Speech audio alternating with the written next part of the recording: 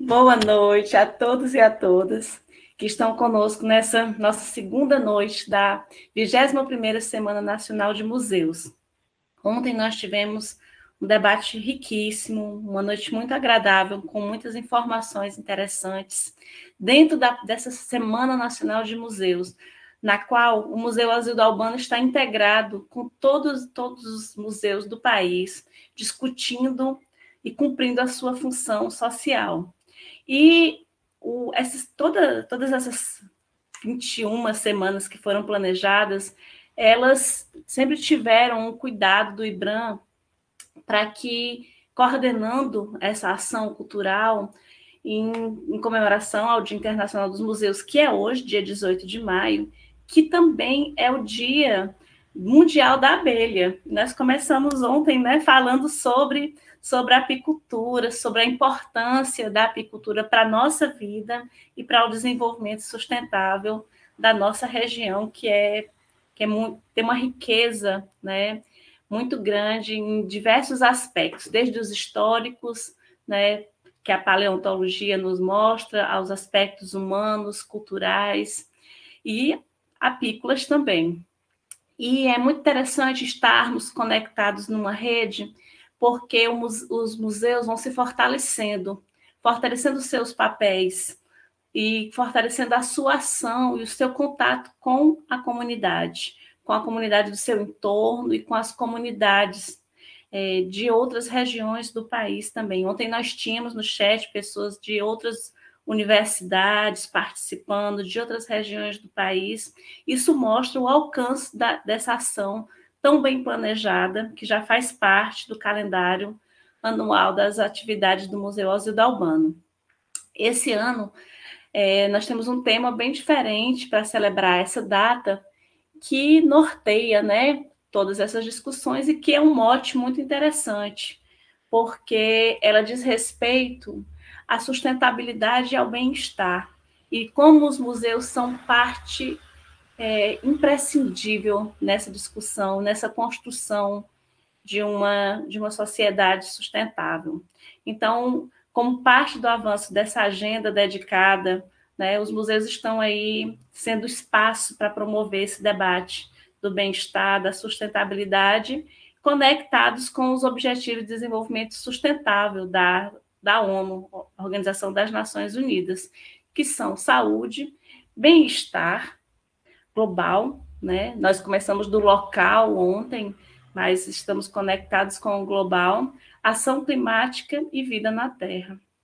Então, em sintonia com todas essas discussões, com os demais museus do país, o Museu Alzildo Albano tem essa missão e nos convoca todos os anos, né, para essa discussão, para que a gente possa aprender e trocar experiências nessa riquíssima programação que foi muito bem planejada pelo Museu Alzildo Albano, que está aqui representado pela Beth Albano, pelo Vilebaldo Rocha e pela Universidade Federal do Piauí, que coordena, né, essa semana, essa programação, e aí a equipe é uma equipe grande, que a cada ano a gente começa a ver, né, Beth, caras novas, de novos monitoras, novos monitores, e a gente fica muito feliz com isso, vai percebendo o quanto eles vão se integrando às ações do museu e vão abraçando o museu também.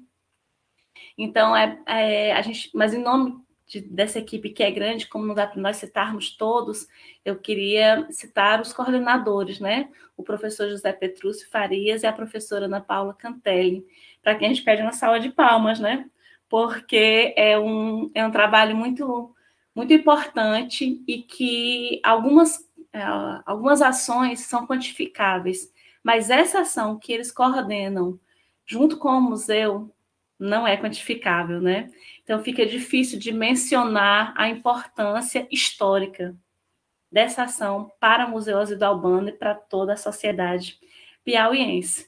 Então, a gente agradece a todo mundo que está aqui conosco e para começarmos, a gente precisa daquela dose de poesia sem a qual a vida não faria o menor sentido, né?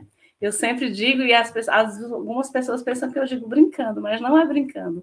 Todos nós precisamos de uma dose de poesia todos os dias, né? E aí, como essa poesia vai chegar até nós? Pode ser através de um quadro, de uma música, de uma planta, pode ser através de um abraço, pode ser através da própria poesia, né? Escrita, recitada, mas o importante é que ela esteja na nossa vida. E para esse momento, eu convido o poeta Vilebaldo Rocha, que é certamente uma das maiores vozes poéticas do nosso país. Boa noite, Vilebaldo. Boa noite, Marli Veloso, boa noite a todos. Prazer imenso estar aqui participando desse momento com todos. E quero declamar o poema Garimpeiro de Memórias, que eu fiz em homenagem ao Ozildo Albano.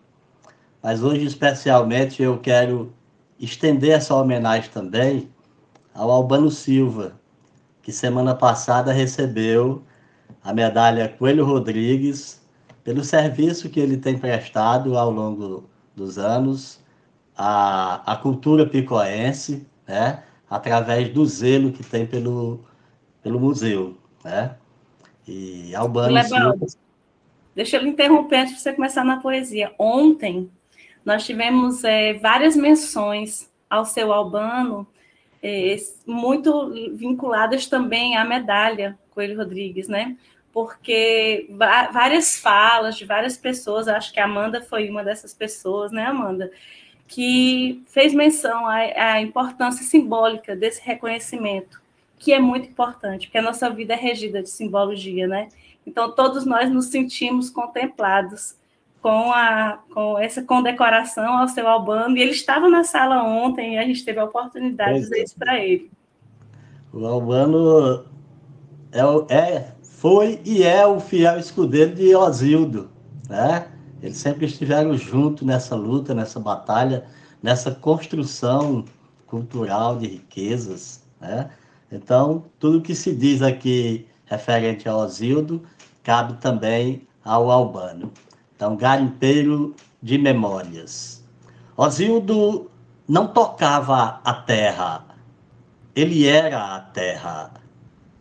Ozildo não admirava a lua, ele era a lua. Ozildo não olhava o sol, ele era o sol. Ozildo era estrela galopante, colhendo a essência da vida e derramando sobre a cabeça dos incautos. Nós outros caminhamos ao encontro do futuro. Ele trilhava em busca do passado e projetava um futuro mais claro, mais sólido. Ozildo Albano, nome gravado na pedra a unhas e dentes, em meio aos temporais das línguas efêmeras, dos bois encaretados que não enxergam além do nariz. Dia a dia, na peleja dos anos, com as próprias mãos humanas e olhos de lince, arrancava os cacos da história e a flor do eterno brotava dos escombros do passado.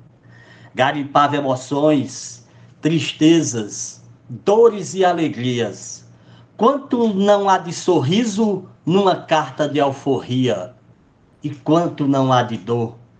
Tantas imagens sacras que plantaram fé, tantos livros à mão cheia, como diria o poeta, tantas fotografias que captaram o tempo, assinaturas que registraram fatos, vidas e mortes.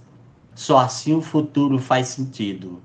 Ozildo Albano, garimpeiro de memórias, estrela galopante abrindo caminhos.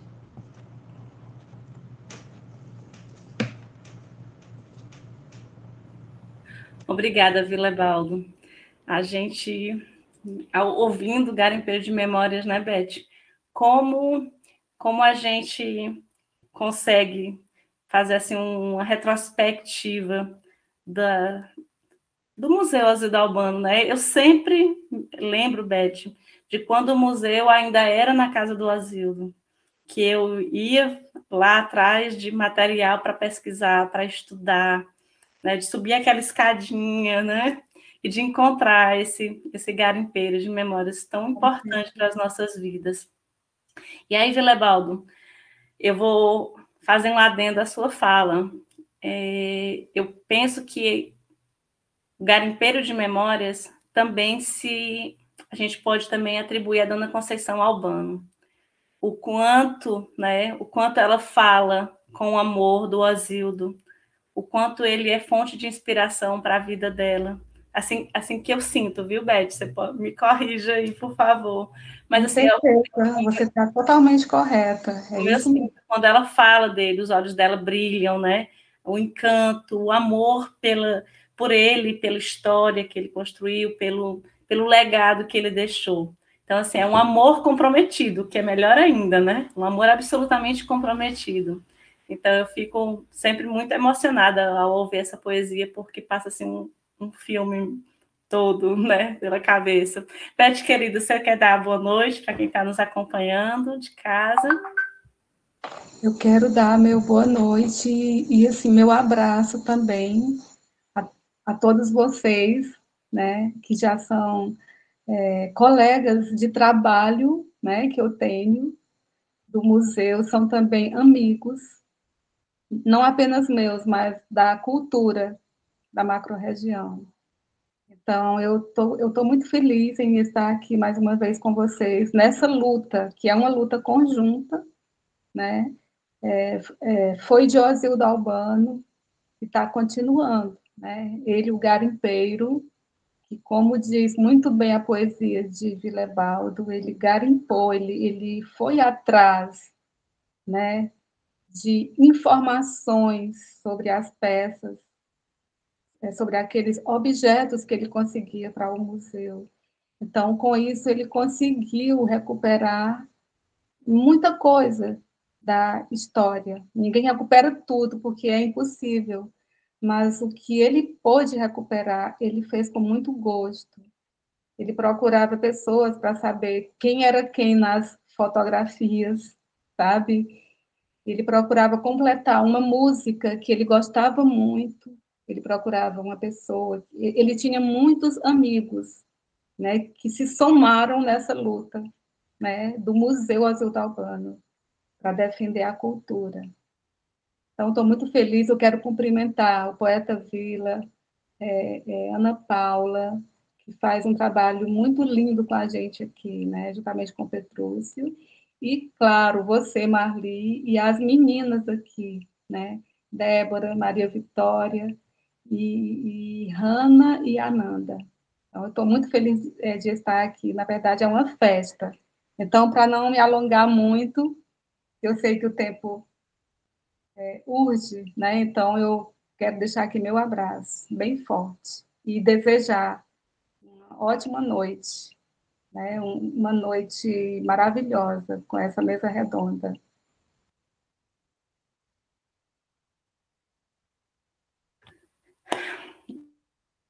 Nas discussões de ontem, se eu me equivocar, vocês me corrigem, que perguntou ao professor Rodrigo o que nós poderíamos fazer para podermos contribuir para essas discussões, para essa conscientização em relação, naquele momento discutia-se a questão da sustentabilidade.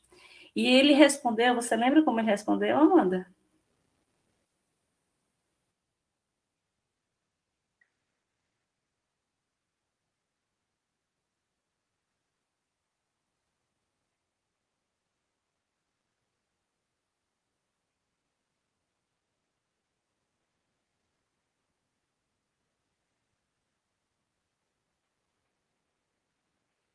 Isso.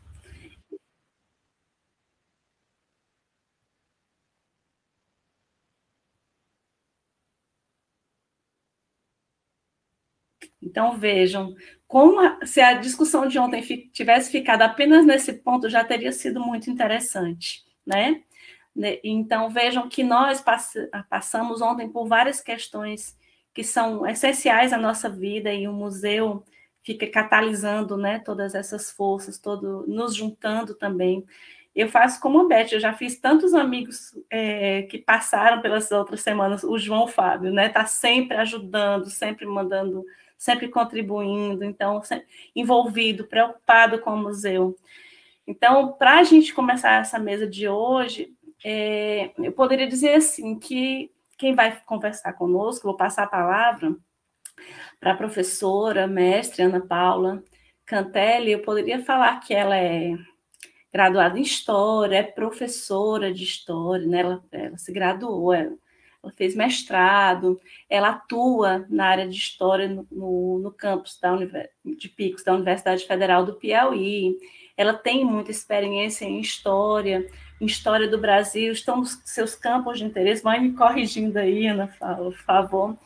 Só que, se eu pegasse o currículo da Ana Paula Cantelli, talvez eu conseguisse quantificar os cursos que ela fez, as aulas que ela ministrou, né, os campos por onde ela passou, os projetos que ela desenvolveu. Quantificaria, mas o que está no currículo dela, que é muito grande e já mostra muita coisa, mas não dá conta de falar, de mostrar qualitativamente o compromisso dela e como isso impacta a vida das pessoas que são direta e indiretamente, né, atingidas pelas ações. Porque quando você trabalha com educação, no caso, uma educação museal, quando você faz um projeto de extensão, você envolve diretamente ali os monitores, o próprio museu, a equipe do museu, mas o alcance disso é incalculável, de como isso transforma o olhar das pessoas, transforma a vida das pessoas, o nosso modo de olhar, mas o nosso modo de sentir também. E o despertar para o compromisso, Amanda, que foi falado ontem, que você reiterou hoje, nosso compromisso social. O museu, não com aquela visão antiga, né, ou que muitas pessoas ainda têm, de que o museu está ali guardando coisa velha, né, como o João Cláudio diz, que ele diz que quando é humorista, né, ele diz que quando criou o Museu do Piripiri, né, que é a cidade dele, a primeira pessoa que ele levou foi a mãe dele. Aí disse que a mãe dele olhou, ele estava todo feliz que tinha inaugurado o museu, era o sonho da vida dele, a mãe dele olhou e disse, meu filho, e aqui só tem coisa velha, né? Então, ele conta isso, né, brincando da mãe dele, e que às vezes as pessoas têm essa ideia de museu como um lugar sóbrio, muito, né, e não entende a importância do museu para o presente, para a gente pensar as ações de cidadania do presente e para a gente pensar as ações de sustentabilidade para o presente e para o futuro. Então, eu passo a palavra para essa pessoa incrível que tem feito história no Museu Alzildo Albano também, né?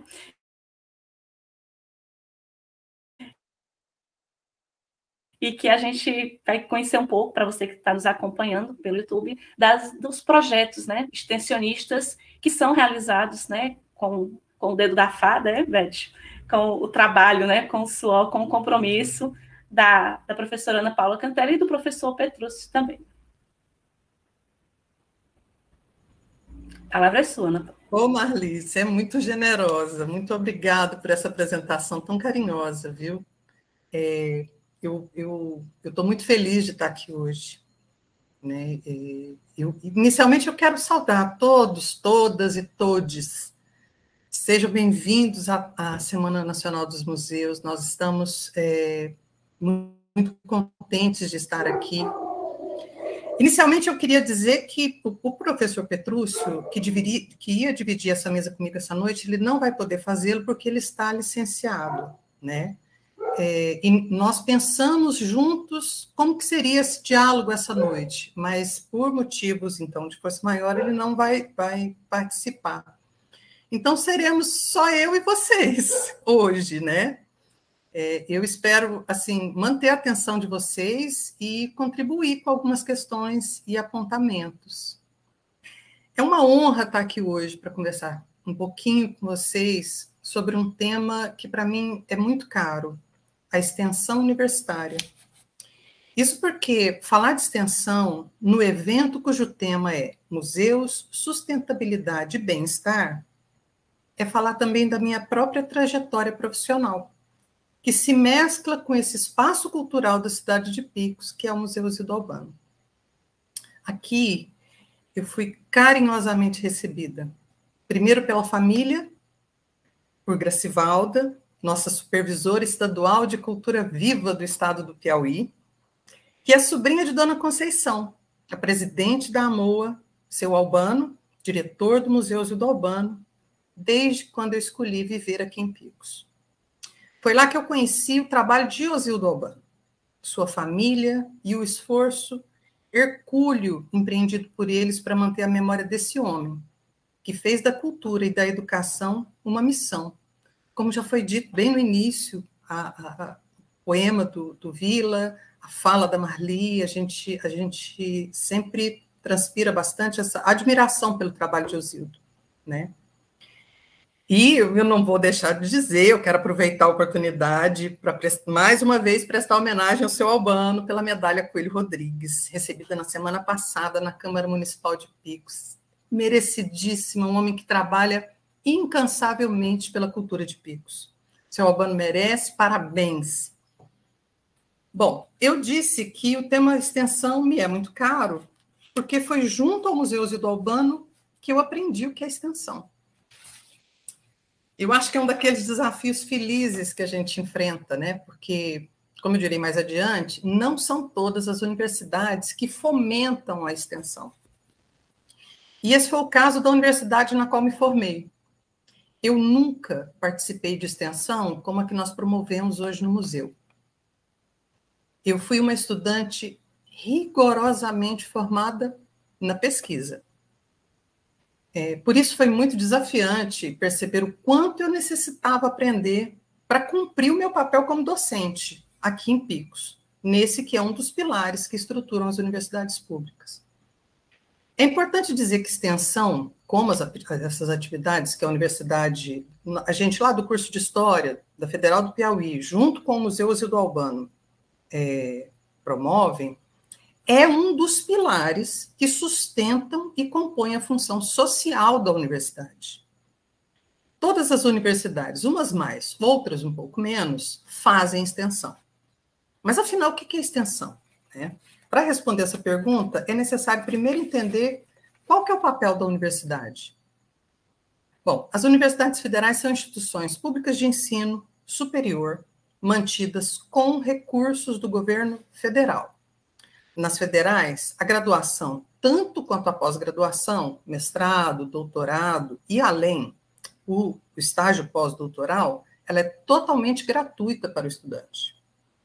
Isso significa que os recursos que mantêm toda a estrutura de funcionamento das universidades públicas, seja predial, despesas diversas, recursos humanos, laboratórios, bibliotecas, etc., são mantidos pelos impostos de toda a sociedade brasileira. Em tese, todos os estudantes formados nessas instituições são recursos humanos que devem, depois de formados, prontos, devolver à sociedade os recursos que foram investidos na sua formação. Ou, em outras palavras, a sociedade forma recursos humanos para melhorar a vida no Brasil. Então, cada médico, professor, antropólogo, historiador, nutricionista, enfermeiro e assim por diante, formados em instituições públicas, seja federal, sejam estaduais, têm o compromisso ético de retornar para a sociedade os recursos que foram partilhados com ele ao longo da sua formação profissional. Bom, para garantir a qualidade desses profissionais e formar esses recursos humanos, as universidades se ordenaram em 3 pilares: o ensino, a pesquisa e a extensão. O ensino é o pilar que constitui o processo de aprendizagem e formação acadêmica, né? Eles são construídos por meio dos currículos de cada curso e acontecem, mais reconhecidamente, por meio das diversas disciplinas nas salas de aula, mas também nos estágios e nos cursos de formação. É no ensino que os estudantes têm a maior parte da sua formação, a maior carga horária. É nele que o estudante tem contato com a maior parte possível e variada da área que ele escolheu para cumprir sua função profissional. Geralmente, os estudantes têm cerca de 3.200 horas de aulas, divididas ao longo de 4, 5, até 6 anos, a depender do curso escolhido. Nessas inúmeras horas, o estudante tem acesso a aulas preparadas pelos professores, que são renovadas e atualizadas pelas novas pesquisas, novas discussões, ou seja, cada nova turma que entra, semestralmente ou anualmente, os docentes vão atualizando as bibliografias, os debates, os conteúdos, sempre estabelecendo um diálogo com o que há de mais atualizado na área. Já a pesquisa é o pilar que abrange a constante renovação do conhecimento. Ela está presente no ensino, nas atualizações de conteúdos e métodos que eu citei há pouco, e ainda na inovação tecnológica, científica e social. Esse pilar acontece geralmente nos laboratórios e grupos de pesquisa, dentro e fora das universidades, né? Dentro e fora da própria instituição. É realizado principalmente nos estudos particularizados dos docentes e estudantes, e envolvem recursos financeiros diferenciados dentro da instituição.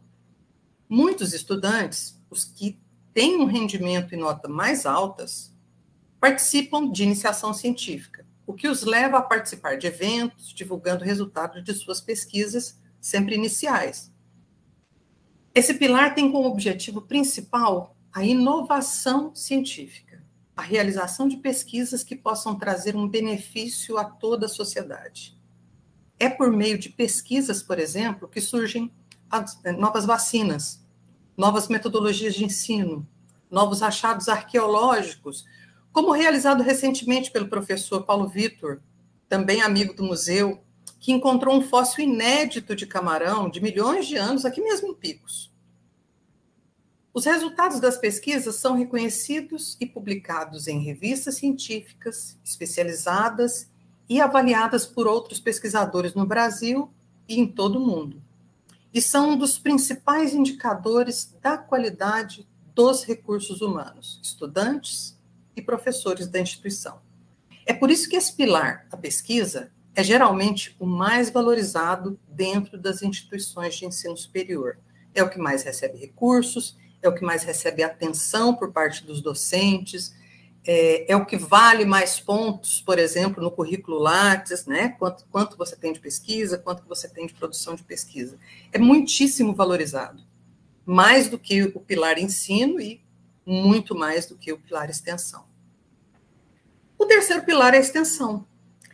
E o objetivo da extensão é a integração da sociedade ao conhecimento produzido pelas universidades.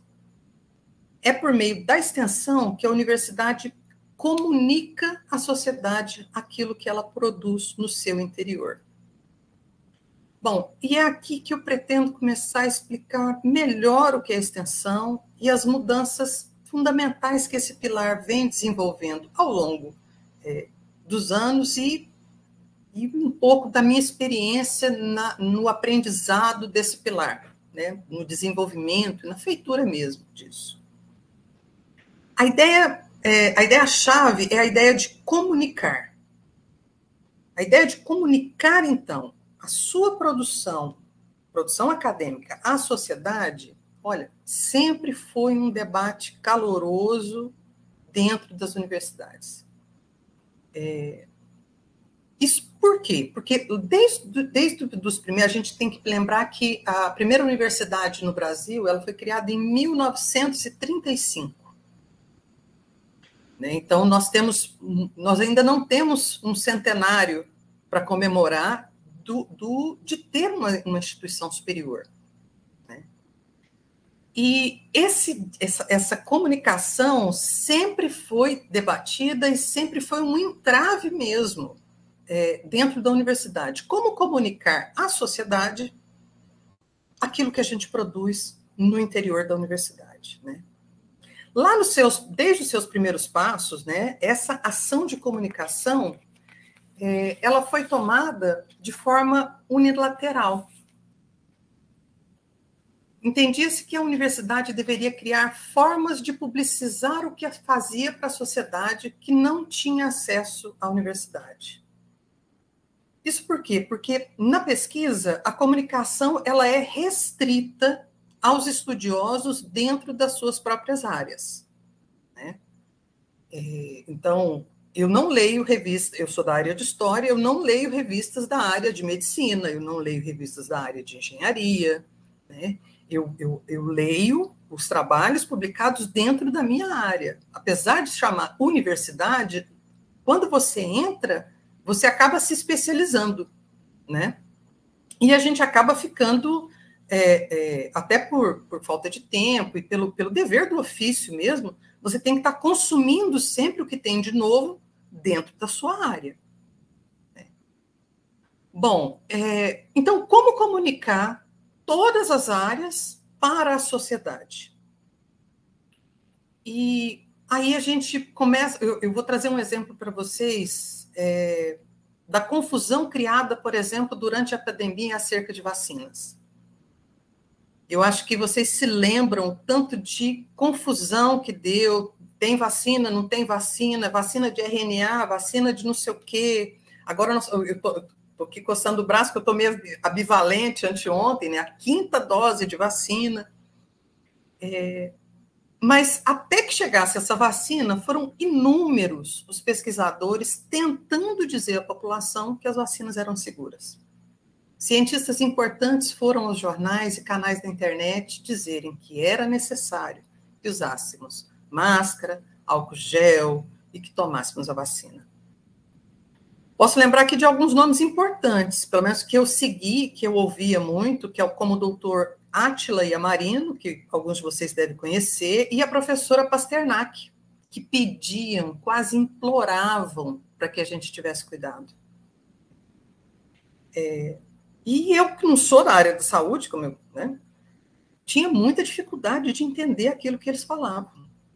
No início, quando foi decretada a emergência, por exemplo, a emergência da pandemia, eu fiquei em pânico. Pânico mesmo, gente. Eu cheguei a lavar as compras que eu fazia. Tudo. Uma coisa assim. E aí, uns 2 ou 3 meses, eu fiquei lavando tudo que vinha do supermercado, né? E aí, logo depois, disseram, olha, não precisa. Essa não é uma medida de segurança necessária, porque o vírus, segundo fulano de tal, que estudou não sei aonde, lá no exterior, o vírus só vive fora do ambiente. Quer dizer, um monte de coisa que para a gente não fazia muito sentido. A gente que não é da área. Né? Mas todas as medidas de segurança, tudo aquilo que a gente conseguiu para se proteger, foi o ajustado por quê? Foi por meio das pesquisas. Né?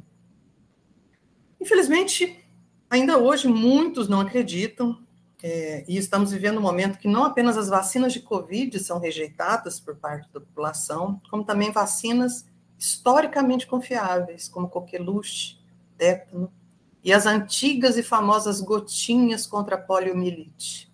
Elas estão sendo negligenciadas pela população, por pais, por mães.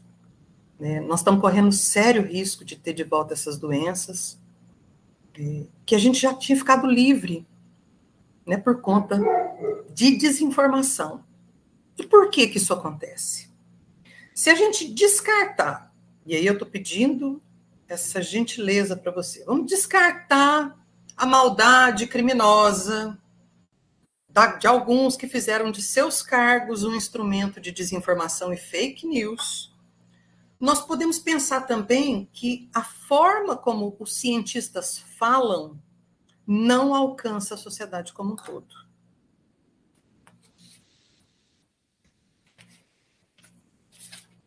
Isso é um problema histórico, porque a comunicação entre as universidades e a sociedade sempre foi verticalizada, ou seja, de cima para baixo. Porque havia uma ideia de que, como estamos no Brasil, numa sociedade onde poucos têm acesso à universidade, essa comunicação era pouco necessária ou, quando feita, muitos ainda acreditam, nem é entendida pela população. E essa postura equivocada por parte das universidades, e em especial dos acadêmicos, era sustentada por uma noção elitizada sobre si próprios e alimentada pela ideia de que nós, professores universitários, produzíamos conhecimento e, portanto, éramos superiores aos que não tinham acesso ao ambiente universitário.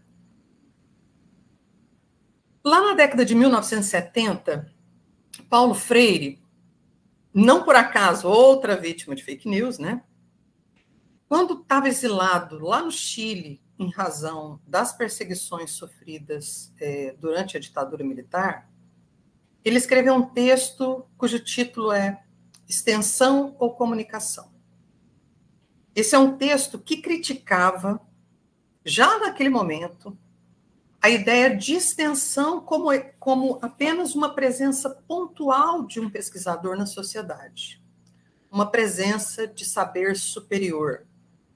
É claro que lá naquele texto ele fala sobre a presença do agrônomo que era levado para levar soluções aos problemas que essa ou aquela plantação estava passando. O agrônomo chegava lá, todo cheio de si, né? Aprendeu a ter essa postura na universidade. Ele chegava Então, aí vocês imaginam, quero que vocês façam esse exercício de imaginar a postura pedante mesmo, que se revelava quando estudou esse estudioso, ele chegava na roça para falar com o agricultor. O agrônomo, obviamente, queria ensinar o camponês a plantar. Mas o camponês já plantava. E esse ofício era de gerações, tratava-se de um saber passado de pai para filho, avô, bisavô e por aí vai. A crítica que o Paulo Freire fez a esse profissional, lá naquele texto, precisa nos inspirar no dia de hoje sobre como nos relacionamos quando nos comprometemos em um projeto de extensão. Porque o título do texto dele, título do texto do Paulo Freire, é também uma pergunta. O título é Extensão ou Comunicação? A postura do agrônomo, e podemos trocar por pesquisador, impedia a comunicação, então ela não acontecia. Ocorria apenas a imposição de soluções que muitas vezes, nas próprias palavras de Freire, na verdade, não conduz a coisa alguma à educação que esteja fundada numa ou outra nessas formas de negar o homem. Isso porque a comunicação pressupõe diálogo. Ao negar o outro, eu deixo de me comunicar e passo a ditar, o que anula a presença do outro e coloca o pesquisador como uma espécie de salvador, redentor, numa relação desigual e hierárquica. Então, extensão, assim conduzida, não permite a comunicação, que é a base real na qual deve acontecer a extensão. O que Paulo Freire nos ensina nesse texto é que a extensão não deve ser vista como uma ação redentora da universidade, mas sim como uma área que contribui efetivamente para o cumprimento dos objetivos da própria existência da universidade, né? No início da minha fala, eu disse que a minha trajetória profissional se mescla com o Museu Isildo Albano e que a oportunidade oferecida pela temática dessa edição, Museu, Sustentabilidade e Bem-Estar, me fez rememorar os vários desafios pessoais e profissionais que eu enfrentei. Resumidamente, de 2009 até 2017, eu fui aprendendo com a família Albano, com os funcionários do museu, sobre o acervo do museu, seus objetos, livros, documentos. E ao longo desse período, muitas transformações ocorreram no museu, como uma grande reforma que restaurou o prédio, catalogou o acervo e organizou as salas de exposições.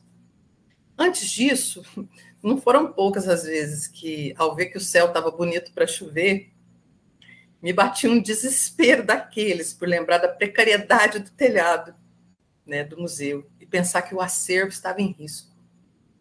Mas a reforma veio e o telhado foi refeito. Os livros foram colocados em lindas estantes lá na Sala Memorial Isildo Albano e hoje dão um charme que o museu merece, né? O museu que eu conheci, que eu comecei a conhecer lá em 2009, hoje é em 2023 é absolutamente outro. Eu digo isso para mostrar que eu tinha, nesses primeiros anos, o olhar muito enviesado pelo peso da minha formação como pesquisadora. Meu interesse lá nesse início, né, ele estava muito centrado nos documentos, nas fotografias, nos livros, enfim, nas fontes, que, como historiadora profissional, acabavam por atrapalhar o trabalho de extensão, como Freire pontuou. Coerente com a minha formação, a extensão que eu realizava nesse período tinha a hipótese de colocar ao público o acervo, né? Eu tinha essa expectativa de deixar público o acervo, e assim nós iniciamos com a Gracivalda e outros bolsistas, lá em 2009, a digitalização do imenso acervo de fotografias que o museu guarda.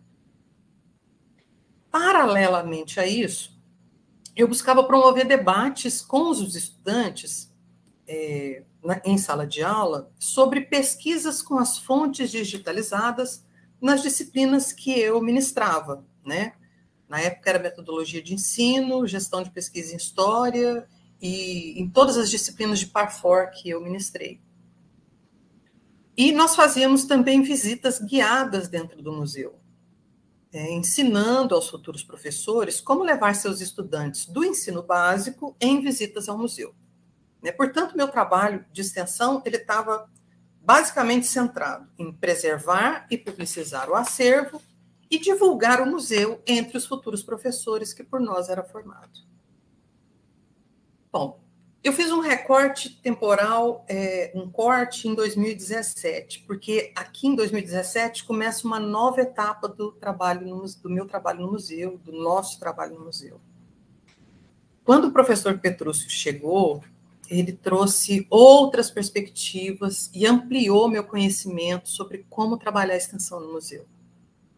A vocação dele para a educação nos ajudou a sistematizar o trabalho e demarcou a hipótese de que o museu é um espaço de educação.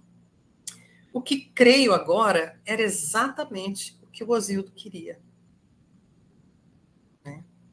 Desde 2017, nós estamos trabalhando juntos no sentido de afirmar o Museu Osildo Albano como um espaço educacional, por meio da orientação de estudantes nos projetos, livros e artigos publicados, além da organização dos eventos anuais do museu, né? A Semana Nacional dos Museus, que acontece sempre em maio, e a Primavera dos Museus, que acontece em setembro.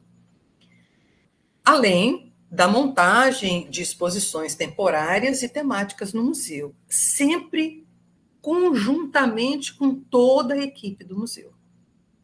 A gente melhorou demais, eu acho, a nossa postura. É a avaliação que eu faço, né? Ao longo desse tempo, o museu foi ampliando o número de visitantes, especialmente os estudantes dos ensinos fundamental e médio, das escolas públicas e privadas de Picos e da região. O que fez com que a extensão ali realizada agora tivesse uma outra dimensão. Se nos primeiros anos eu procurei divulgar o museu junto aos estudantes de licenciatura, hoje nós recebemos lá na graduação estudantes que já conhecem o museu e que foram lá levados pelos professores que nós formamos. Isso é muito, mas é muito satisfatório.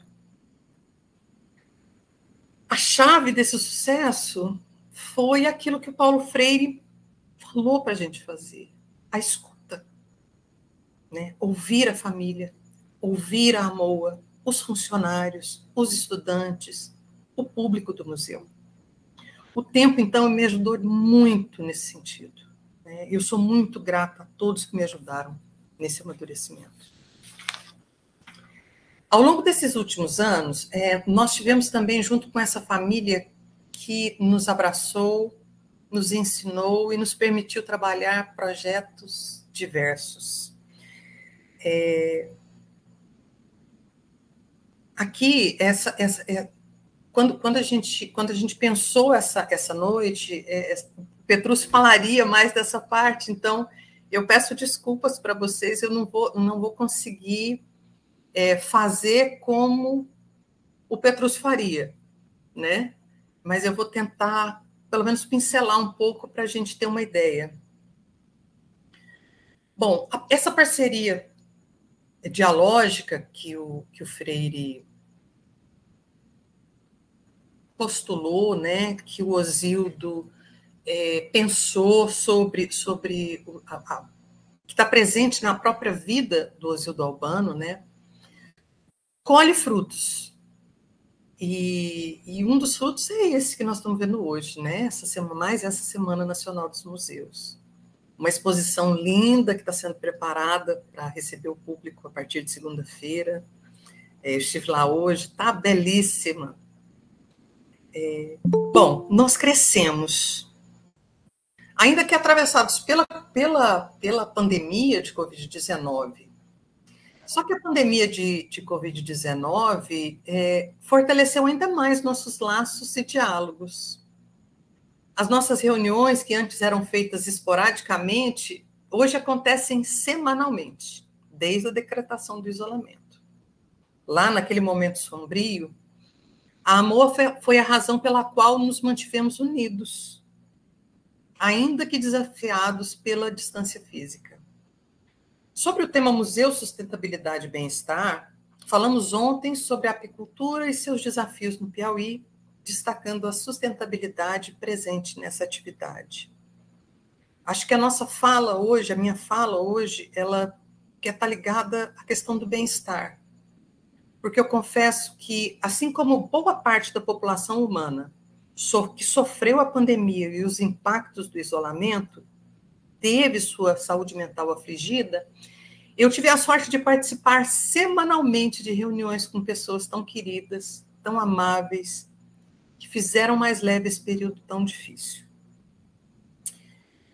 Nós ainda desenvolvemos projetos que procuraram compreender... Bom, agora, sobre os projetos que a gente realizou, né? Nós desenvolvemos projetos que procuraram compreender as relações entre consciência histórica, educação museal, memórias e identidades. Nós desenvolvemos recursos didáticos, como as webquests que foram publicadas já, tudo com acervo, com a disponibilização do acervo do Museu Osildo Albano. Nós também ajudamos a criar um site do museu, seu canal do YouTube e perfis nas redes sociais, né? Tudo no sentido de ampliar a comunicação e estabelecer laços mais fortalecidos entre o museu e a sociedade. Durante a pandemia, desenvolvemos, juntamente com a AMOA, um projeto muito interessante, que está na nossa exposição, que teve como propósito a oferta de oficinas culturais online, durante o período mais tenso do isolamento. Naquele momento, a renda dos artistas da região foram muito afetadas e o museu, por meio de um prêmio recebido, o Afrânio Castelo Branco, teve como propósito o atendimento online ao público do museu e o pagamento de bolsas para os artistas locais que estavam fragilizados economicamente. Todas essas ações extensionistas renderam também publicações diversas. Destaco o livro organizado por mim e pelo Petrúcio, História, Museus e Ensino, Introdução à Educação Museal. Nós publicamos 2 artigos da equipe na revista do Museu de Arqueologia da Universidade Federal do Mato Grosso do Sul, né, chamado Museus e Patrimônio Cultural, Perspectivas Locais, Contribuições Globais. E também publicamos artigos no livro História, Arqueologia e Educação Museal, Patrimônio e Memórias, que foi organizado pelo Petrúcio. Isso apenas nos anos de 2021 e 2022. Bom, eu quero agradecer a Petrúcio, companheiro de jornada, que hoje, infelizmente, não pôde estar conosco. Quero agradecer também a todos os estudantes que participaram dos projetos que desenvolvemos ao longo desses 14 anos. A quem nomeio as atuais bolsistas e voluntárias Hanna, Ananda, Vitória e Débora, trabalho de vocês viabilizou esse evento.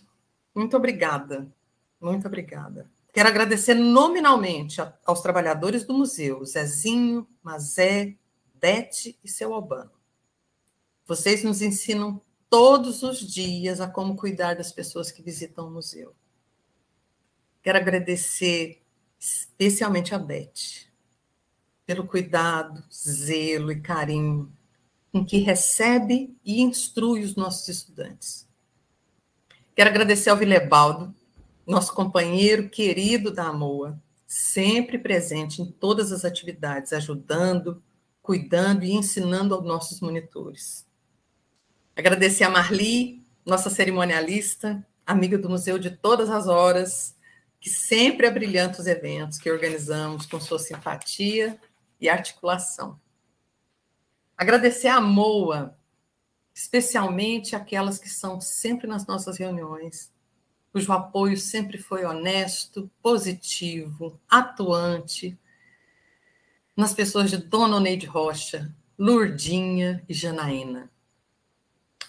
E agradecer finalmente a Dona Conceição, nossa presidenta, mulher de fibra, cuja lucidez sempre guiou nossas decisões, apontando caminhos, dando limites, e cuja luta para manter a memória de Osildo é uma inspiração para mim e para todos os nossos estudantes.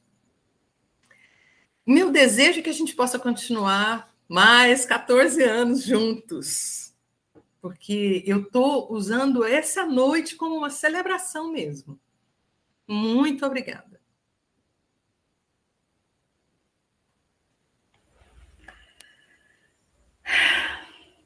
Eu fiquei emocionada, né? Porque a sua fala foi cheia de emoção.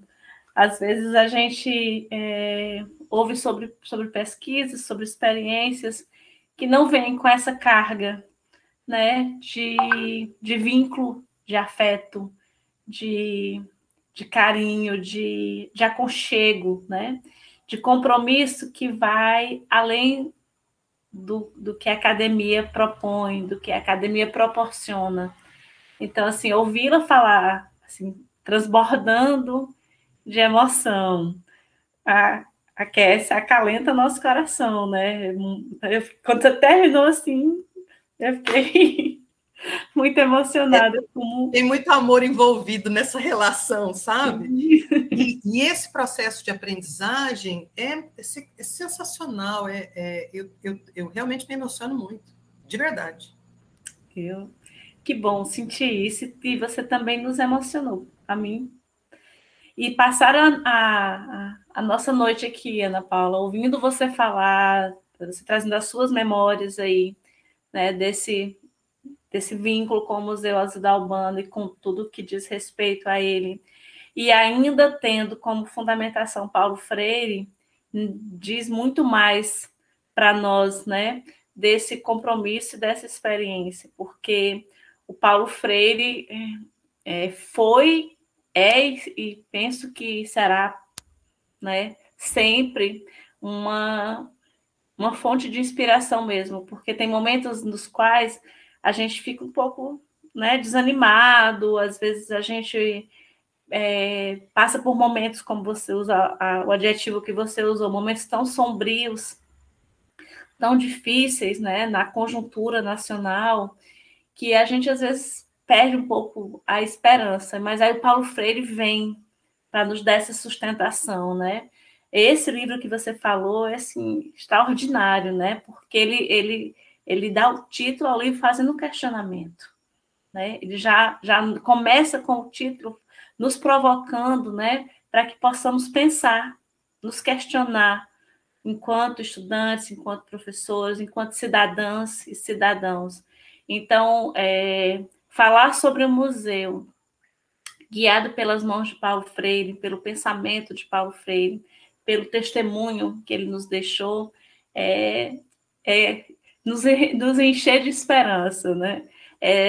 Termos a esperança como ele nos ensinou, né? Do verbo esperançar, não a experiência, não a esperança pacífica, né? Passiva, não a esperança passiva, mas a esperança que nos move, que nos move para transformarmos, que nos move mostrando os caminhos, né, para que possamos fazer diferente, para que o nosso testemunho também tenha esse compromisso social, esse compromisso com as mudanças. Então, assim, a sua fala deixa a gente muito, muito feliz nessa noite. Eu queria saber das meninas, porque eu não estou acompanhando aqui pelo YouTube, se nós temos perguntas para a Ana Paula, e eu queria aproveitar enquanto elas vão me respondendo aí, e fazer uma observação também para nós e para as pessoas que nos acompanham pelo YouTube, porque eu estava observando o número de inscritos no canal do Museu Oswildo Albano. Então, é importante que cada um que está acompanhando, ontem mais de 200 pessoas visualizaram a live, então, assim, a gente gostaria também de pedir a essas pessoas que se inscrevam, porque à medida que a gente vai se inscrevendo, a gente vai dando mais visibilidade às ações ao museu e às ações que são desenvolvidas. Então, a gente consegue, Ana Paula, atingir mais pessoas, né? Então, quando você fala dessa felicidade de receber estudantes que já chegam conhecendo o museu, a importância histórica, né, a importância cultural do Museu Oswildo Albano, hoje a internet é nossa aliada nesse processo. Então, a gente precisa usar a tecnologia a nosso favor, né?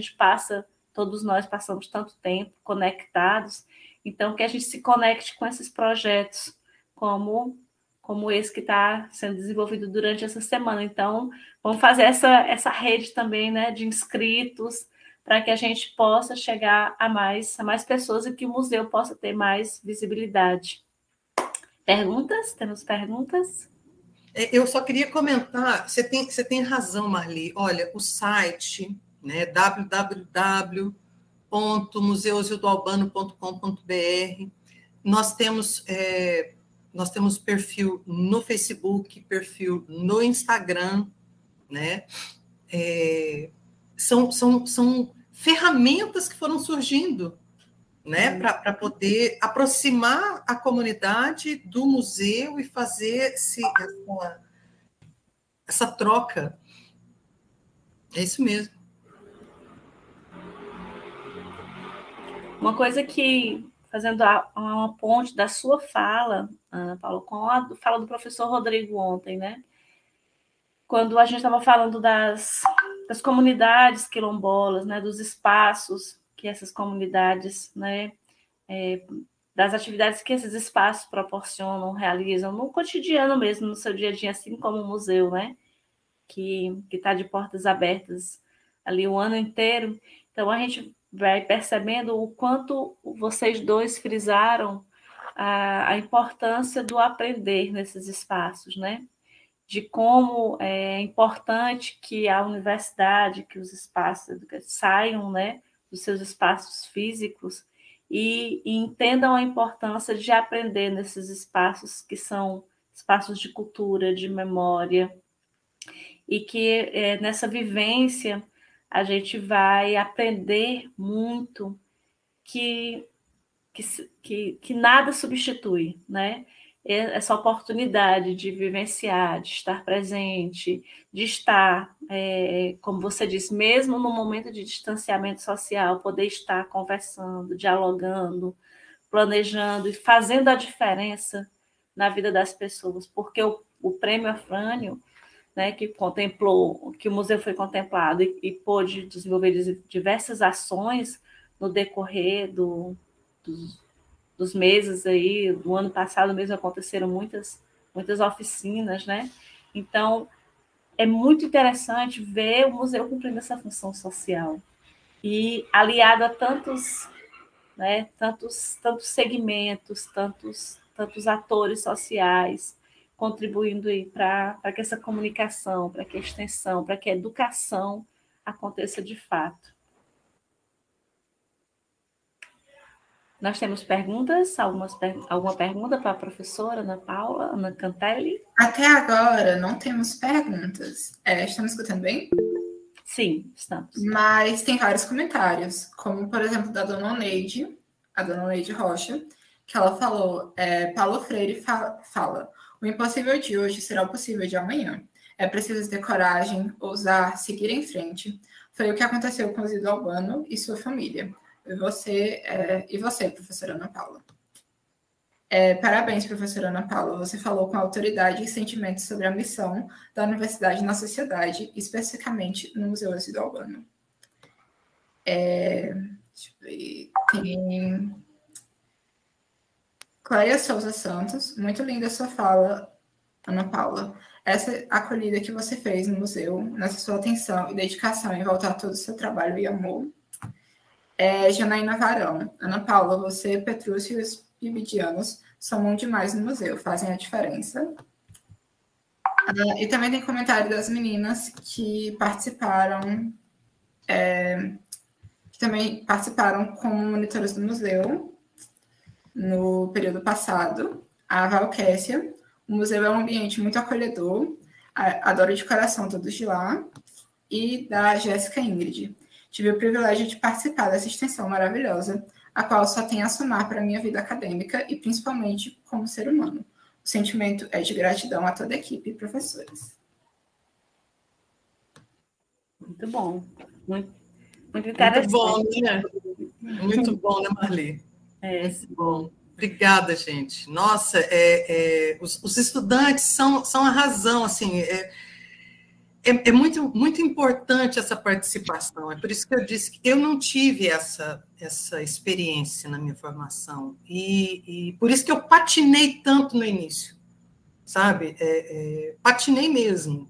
Podia ter começado um trabalho muito melhor mais cedo, mas eu não tive essa experiência. E aí eu tive que ir aprender na marra. Mas é muito divertido, né, seu Albano? É muito divertido. A gente ri um bocado. Mas olha, você é um excelente aprendiz, viu? Eu tento ser. Que bom, que bom. Bom, enquanto... Só um minuto, porque tem outro comentário aqui, acho que a Vitória não viu. Né? A Sofia Helena disse, parabéns pela fala, muito, muito bonita de se ouvir. De longe, onde não conhecemos o Museu Osildo, tornou-o muito instigante e convidativo. Seja bem-vinda. Ela disse de onde está falando, Débora? Não, ela não mencionou de onde está falando. Pois vamos viabilizar essa vinda para conhecer o Museu Osildo Albano. Venha para Picos, aqui é lindo demais. E o museu é sensacional. Ela respondeu agora, disse que é de Campinas, São Paulo. Tá. Talvez seja a pessoa que também estava ontem, né? Tinha uma pessoa de Campinas também. Que maravilha! Aproveitar o ensejo também para informar para quem está nos acompanhando que nós temos uma programação para amanhã à noite também, né? Amanhã a conferência de encerramento vai ser no mesmo horário, né? Às 19 horas, e será transmitido também pelo canal do Museu Zildo Albano aqui no YouTube. E o tema da conferência de encerramento será Arqueologia e História dos Povos Ancestrais. Olha que tema! Desafios brasileiros. Será com o professor Dr. Pedro Paulo Funari. Então, é um momento muito importante, uma discussão muito relevante, né, que vai encerrar as discussões dessa semana com reflexões que são muito necessárias, muito pertinentes. Em relação aos povos ancestrais, a gente falou um pouco ontem sobre os povos quilombolas, e nós também precisamos mencionar os povos indígenas.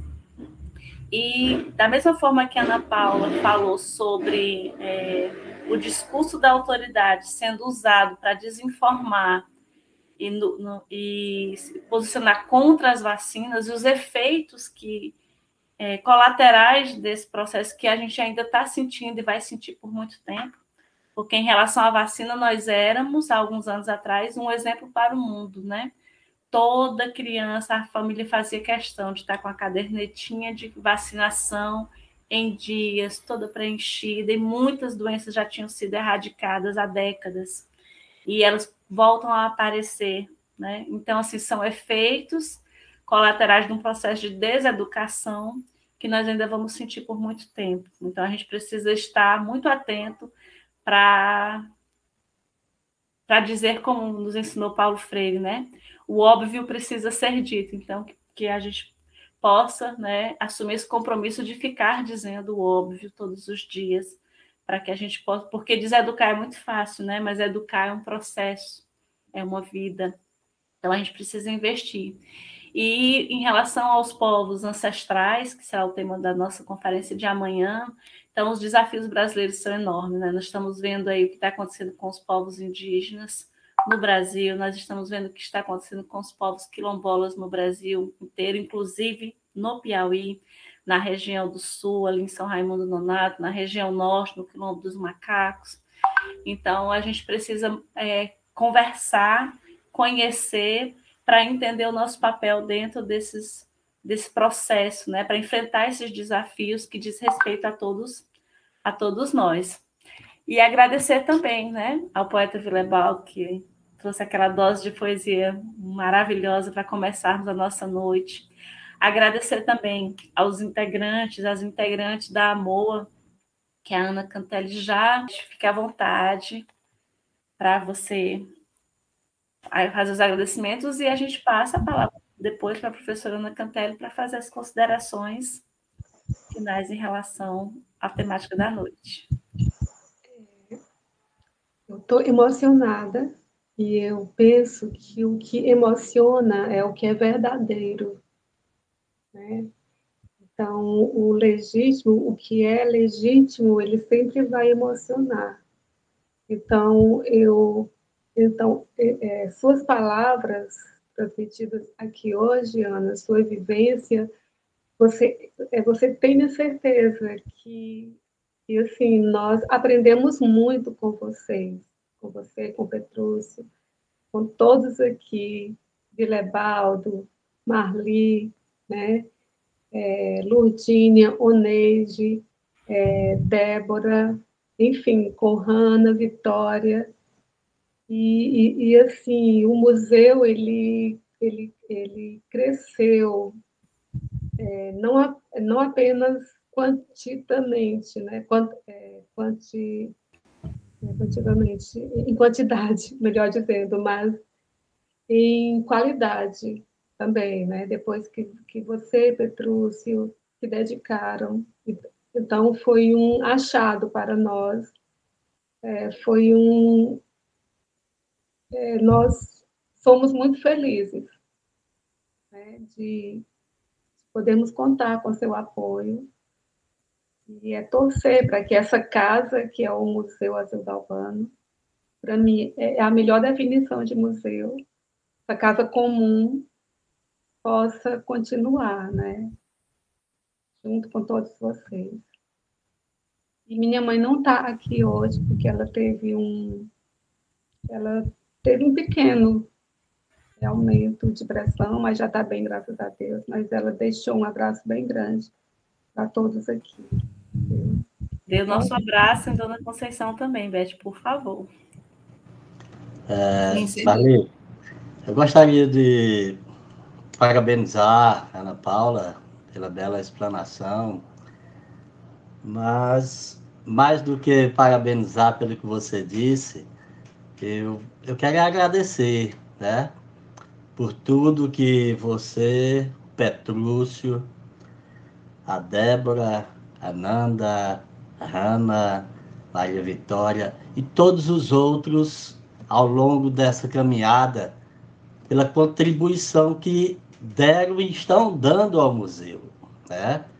O museu, eu digo que depois dessa parceria com a universidade, o museu ganhou uma alma nova, né? Tem uma alma e uma cara nova, né?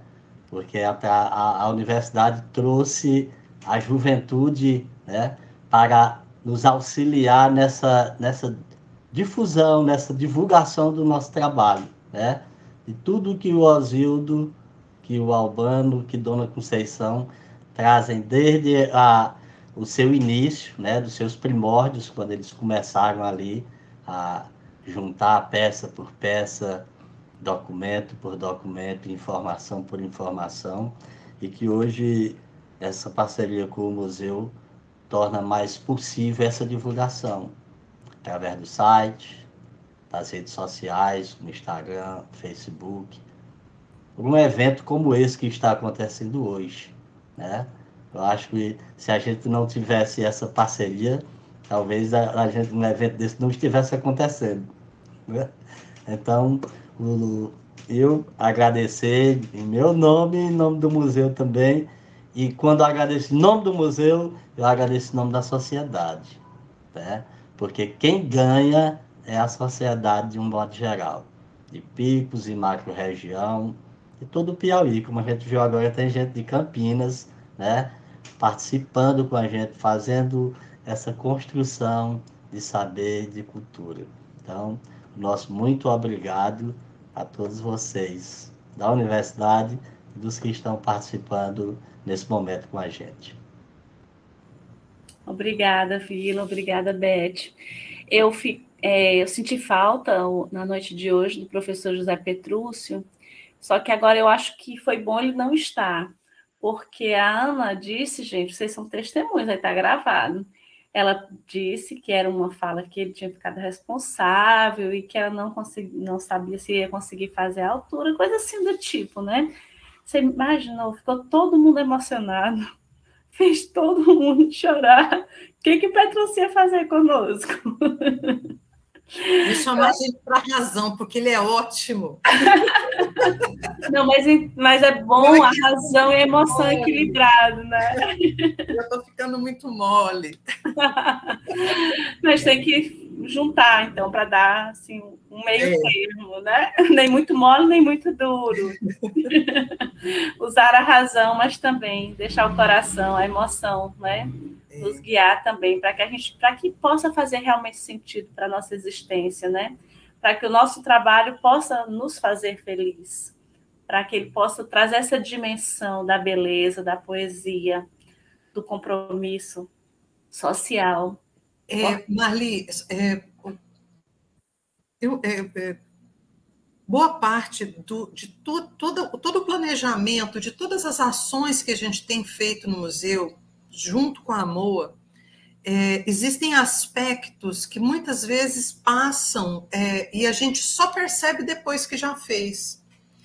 E isso é fruto exatamente da qualidade das pessoas que constituem esse coletivo, sabe? Nós, a MOA, e todo mundo, os estudantes. A gente, meus cães latem aqui essa hora, que é uma coisa. Mas a gente tem trabalhado muito no sentido de exposições, temas e discussões antirracistas, que isso eu não pontuei na minha fala, mas isso está presente na forma como a gente coloca.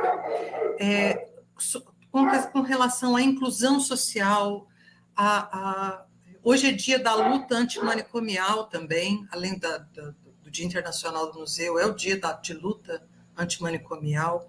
A gente já fez várias exposições, não é, Beth? Já fez tantos debates para poder... então, o museu é muito mais, sabe? O que eu gostaria mesmo que vocês soubessem esse museu é um espaço muito mais amplo do que a gente imagina. Muito bem. Eu gostaria também de relembrar ou então avisar, né, comunicar às pessoas que estão nos acompanhando que a partir do dia 22 o museu vai estar de portas abertas para a exposição que a Ana já deu aqui, né? A opinião dela, fazendo inveja, porque ela já visitou e ainda não foi aberta para nós. Então, assim, é muito importante que a gente visite o museu nesse período da exposição, a partir do dia 22 de maio, né? Porque a exposição, ela ressaltará o papel fundamental dos museus, né? E na contribuição para o bem-estar, para o bem viver, para o desenvolvimento sustentável da comunidade de todo o Vale do Guaribas, né? Propondo uma dinâmica multidimensional e integrada às 4 dimensões da sustentabilidade cultural, social, econômica e ambiental, que nós conversamos sobre desde ontem, né? São discussões que estão passando aqui pelas mesas, mas que nós vamos ter uma retomada dessas discussões, né, com outros olhares, outras perspectivas, a partir do dia 22, com a exposição lá na sede do museu. Então, as escolas podem trazer seus estudantes, fazer os agendamentos, né, com a equipe, pode visitar mais de uma vez, né, que nem eu gosto de fazer, porque a gente não consegue ver tudo numa visita só. Então, levar as turmas. E para você que está em Campinas, né, está um pouquinho longe para vir presencialmente, mas olha, a gente se mantém conectados para que a gente possa ficar avisando, para você acompanhar pelas matérias, por fotos, porque para nós esse momento que ocorre sempre depois das semanas que a professora Ana Cantelli e o professor Petrúcio preparam com os estudantes, é um momento de construção muito importante, né? Então, assim, todas as outras edições, a gente percebe o envolvimento, né, dos monitores com aquilo que está sendo produzido, a preocupação, o compromisso, e quando a gente vai fazer a visita, a gente percebe o brilho no olhar, né?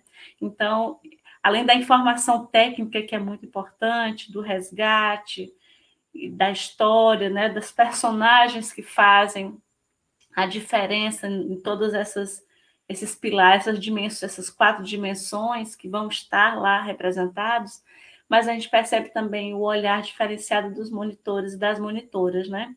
O brilho no olhar, o sorriso, né? Cada comentário, cada peça, cada momento que foi pensado, que foi preparado, que está ali exposto, como faz a diferença para eles e para elas também. Então, assim, é um momento muito, muito especial, o momento da exposição, que dá continuidade aí às nossas discussões desses 3 dias de debate, de mesas redondas. Mais alguma consideração? Não? Então, a gente agradece a cada um e a cada uma que está conosco nessa noite e convida para que amanhã a gente possa se encontrar de novo às 19 horas, como é? Nesse mesmo bate-canal, né? Todo mundo aqui, para que a gente possa se encontrar e conversar sobre essa questão da ancestralidade, os desafios que são impostos para nós na atual conjuntura. Um abraço.